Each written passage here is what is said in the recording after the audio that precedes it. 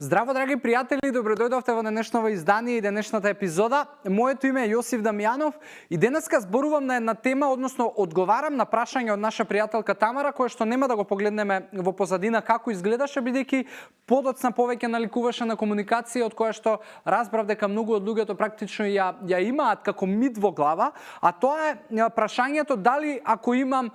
дали кога ќе сменам начин на исхрана треба и да почнам да вежбам, затоа што сметам дека исклучиво тие две работи треба да одат заедно. И сватив дека многу од луѓето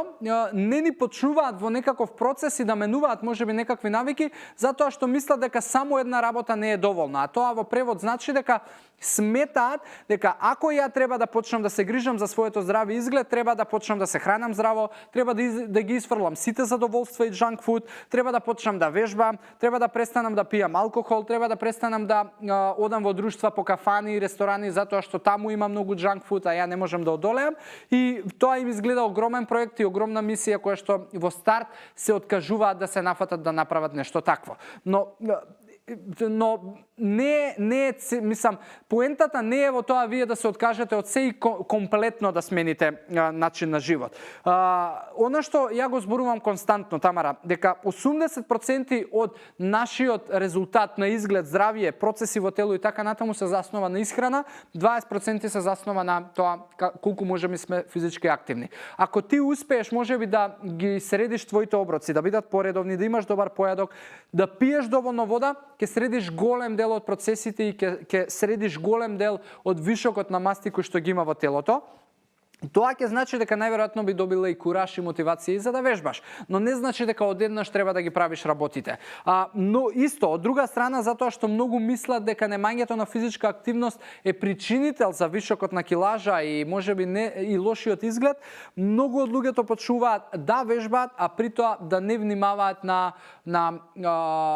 начинот на исхрана, што е најфаталниот по мене, најфаталниот начин на кој што може да превземете нешто, затоа што го трошите телото, а при тоа не докнадувате со гориво и нутритивна вредност и тоа носи до забавен метаболизам, намален имунитет, навлекување на повреда. Затоа, Тамара, ова прашање е супер и супер идеја ми даде и она што сакам да го разбереш е дека не добриот начин на живот не значи се одеднаш правење и откажување од сите работи и лоши навики кои што во моментов ги имам, туку е чекор по чекор, тоа е проект, тоа е начин на живот кој што можеби за да го воспоставиш и влезеш во ритам ќе ти требаат можеби 6 месеци и ќе го практикуваш и ќе го правиш доживотно. Многу од луѓето практично и се откажуваат затоа што наеднаш работите и менувањето на 5 работи одеднаш се голем залак и не можат да го издржат.